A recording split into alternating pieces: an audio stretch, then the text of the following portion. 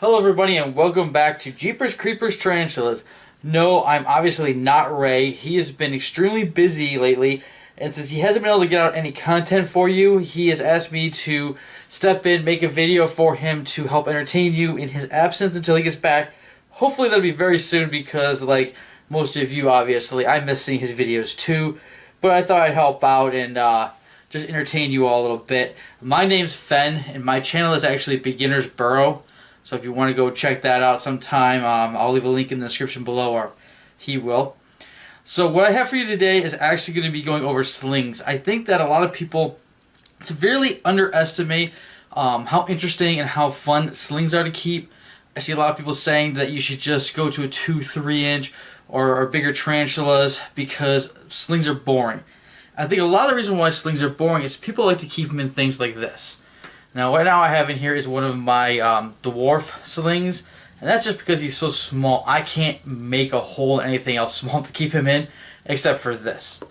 Other people like to use things like this. They put some dirt in there, and all the slings they get, doesn't matter what they are, boreal or not, will start digging down to make a hide, and they just stay down there.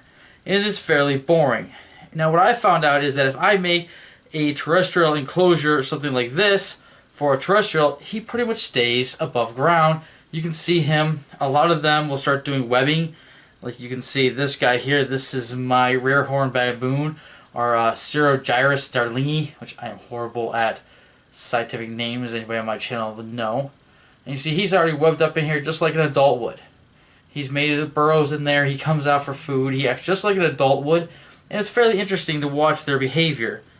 This is the same thing here. This is my Ciliobrachus discolus, and you can see in there it's all webbed up. It's completely just as if an adult would do, and he comes out all the time. I see him constantly in here moving around, and I get a chance to interact and watch them more. As they get a little bit bigger, I up them to something a little bit bigger in these enclosures. This here is my pumpkin patch, and just like an adult, it's gone through and webbed up its entranceways. It's made tunnels.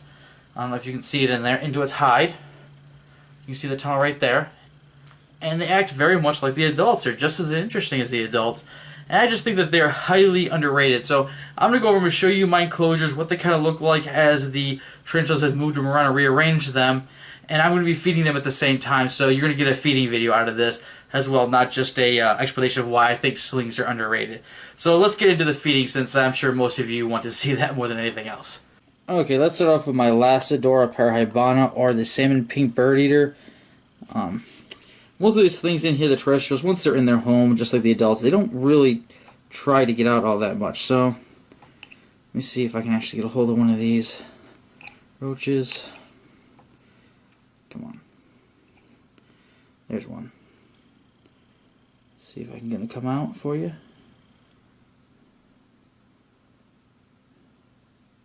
Come on. Here he comes. Not the tongue, stupid. The roach. Oh, he kind of went in there now. Of course, you go after the tongs on the camera, not the roach. Let's move on to the next one. This is my Bamba. I can't ever say this one. It's a Brazilian redhead. Let's see if I can get him coaxed out. As you can see, these are pretty bland even for my enclosures. They just have a leaf for a hide, and they move around as they want. Oh, I didn't mean to do that. Sorry, buddy. I don't know if he's going to come out after that. See if I can... Oh. He's pretty shy. I doubt I could have gotten him to come out anyways. Can you see him back in there? I don't want to disturb him too much. Did he get the roach? Yes, yes he did. He definitely has the roach back up in there. Alright, that's not one of the best takedowns I've had, but he's eating, that's what matters. Here's my darlingi again. The rear horn baboon. I gotta be a little more careful with these ones, because, not just because they're old worlds, but these ones actually have always been a little bit more food aggressive. and tend to come out after everything.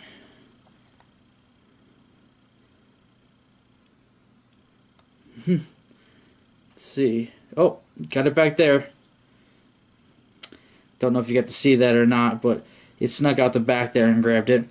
As you can see, though, it's webbed up all the way around the walls, webbed to the top of the leaf. It has 2 web entrances here and here. So, I mean, it's really interesting. Like I said, it does come out, it'll sit on top of the leaf, and I can see it all the time. It's not just sitting down in holes. So it's something that I really do like. I do need to water that too. I'll be doing that after the video. And this here is my Discolus, or my Asian Smokey, the Achiliobrachus Discolus.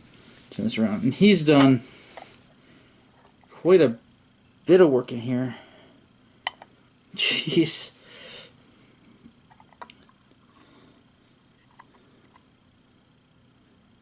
You see there's a molt right there on top. I just leave him in there. And he's got holes there that goes out to here, through here, out the top here. He has another hole back here in the corner. He has all kinds of ways to get out of here. So I'm going to put that right across there just so I have less problems. And I do have a catch cup right here ready. So throw another roach in there. See if I can get him to come out and grab it. There he is. There you got it. Let go of me. I'm not food. Let go. There he goes. He went back in. But see, these are actually a lot of fun to feed. I don't understand why people think that slings are anyway boring. I have just as much fun feeding my slings as I do my adults and sub-adults.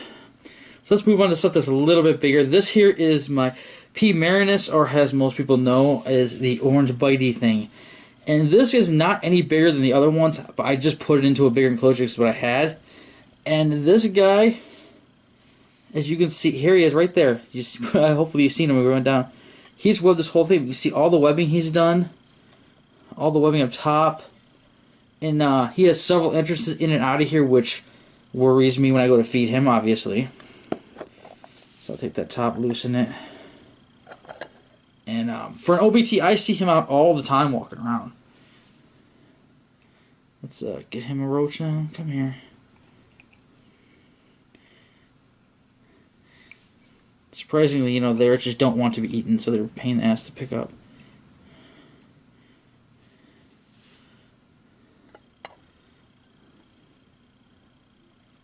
Jeez. Sorry you didn't see that. He came right out and grabbed that, though. Feed these guys once a week, and they're always hungry, though. Now here, let's take a look at my pumpkin patch. This is my Habapalosa SP Columbia. I don't know if this is large or not. Everybody says large. I'm never sure which one I have, but he's definitely a healthy eater.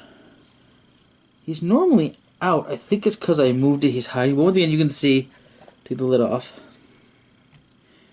There's webbing going all the way up to the top. There's like a ceiling of red webbing here that he goes underneath with a hole right there to come out. He's got web coming this way, web over here. He's got this completely webbed up in here. And so he's only a small sling. He's not that big. See, these are very interesting enclosures still, even though it's just a small sling. Let me see if I can get him to come out. You can see him. Come here.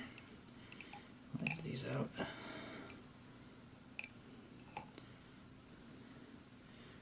See if I can get him to come out.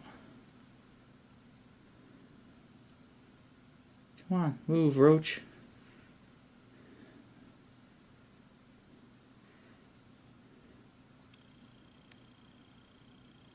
He's usually pretty active, comes out for food almost right away. Maybe I should take a look in there and see if he's molting or something. No, he's in there. He seems just fine, so let's see if I can get him to... There you go.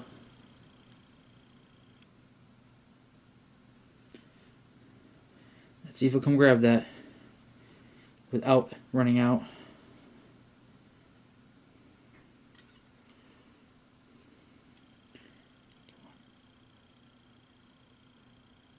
Come on. Maybe he's not ready to eat. You can see his legs right there. He's ready to come out and grab that. So this is just interesting as feeding the adults. You never know what he's actually going to do. Just hoping he doesn't decide to go and run out. Put the lid right there. Come on.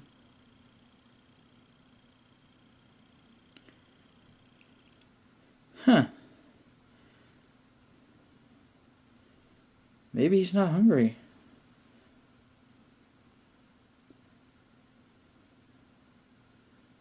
I'd be highly surprised if this guy wasn't hungry, unless he's molting. He usually takes 2 of these. Come on. There we go.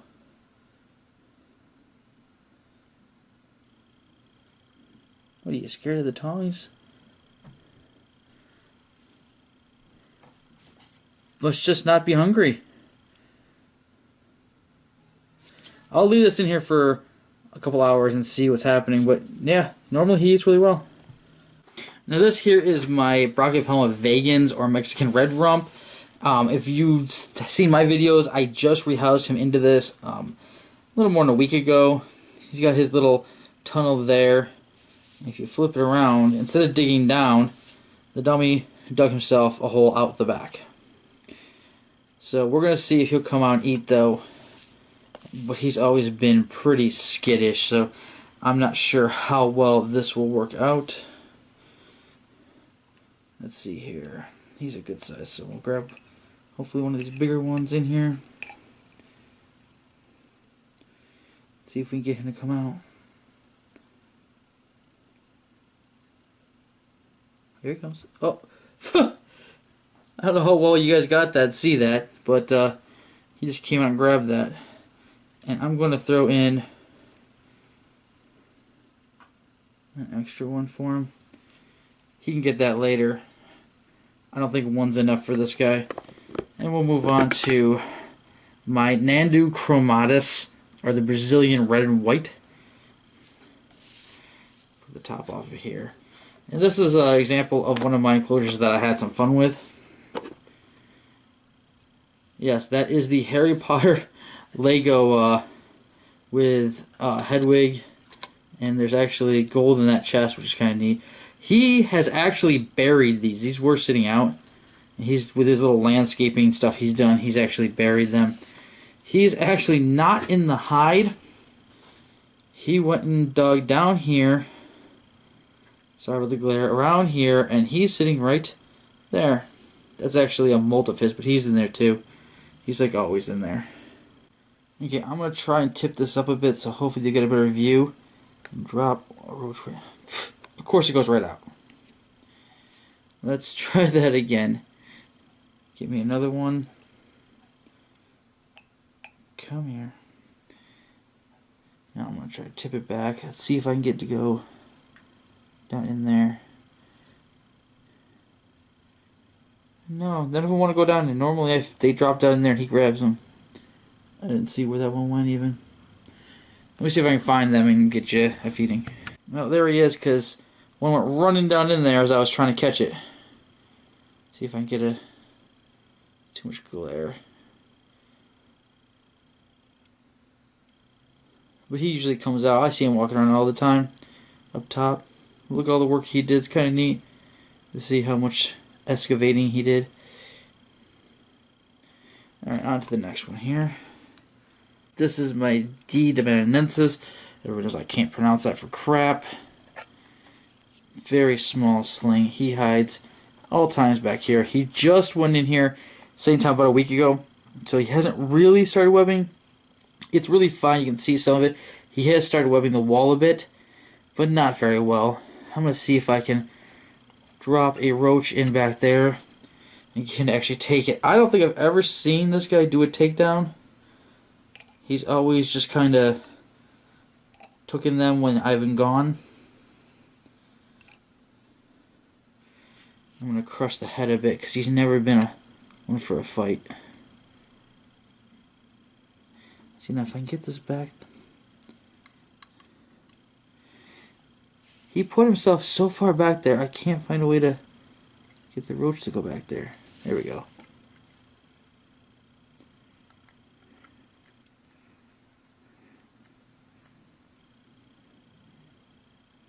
There we go. I doubt he'll take it, though. I've never seen him actually take anything. I always come back and find it just gone. And he's already molted twice. See how small this guy is? See, here's my finger. This guy's molted at least twice since I've had him. He was so tiny. It's crazy how small the dwarf slings actually start out as. But I'll just leave that in there. Like I said, I've never seen him actually take anything. He always grabs it later. You can see this here. Since he is a species that may burrow or go above arboreal or go into burrowing, I gave him some room to burrow so he can make some hole down here, or he can go up if he wants. But he's only ever wanted to be up in the flowers. Everyone I've had him in, he's always been at the top. But I like to try to give them options for guys like this, or things like this, I mean. Now, for my last one. Now, this guy's in what I feel is still too big of an enclosure, but I really didn't have anything decently in between. He's also only been in here for the same amount of time, about a week. And as you can see, he's already built his own little web tunnel over here. That's him right there. That is my orange tree spider, T. gigas. As you can see up front here, let me open it up for you. He's actually took in the leaves that I put in there. I'll put that between there so you get you a good view. These are all leaves. This is just his webbing with leaves. He's already made that up himself. Sorry for the shadows there. That's pretty interesting. You know, he's got plenty of room to grow. I mean, so this is a pretty good size enclosure. I'm going to try to give him some food and see if we can see a takedown, but I doubt it. But once again, this is a pretty nice looking enclosure. Of course, I lost it in there. But he's a little too small for this. I have to try to make sure the food finds him.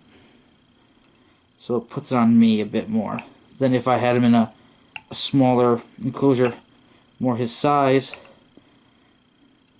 It'd be a little easier. Oh crap, I dropped another one. These things are so hard to keep in the tongs. It's crazy.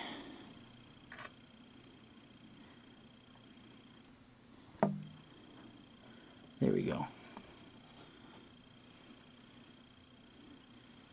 Yeah, I don't think I'm going to get to go into the top of that funnel. There now, I think both back behind it a bit. There's one, I don't know where the other went. I'll leave them in here though, he'll eventually get them. But yeah, that's my T. gigas right there. My orange tree spider. Oh, the one right below him. See if he'll grab it. I doubt it with the moving and all that. He's probably gonna just sit still.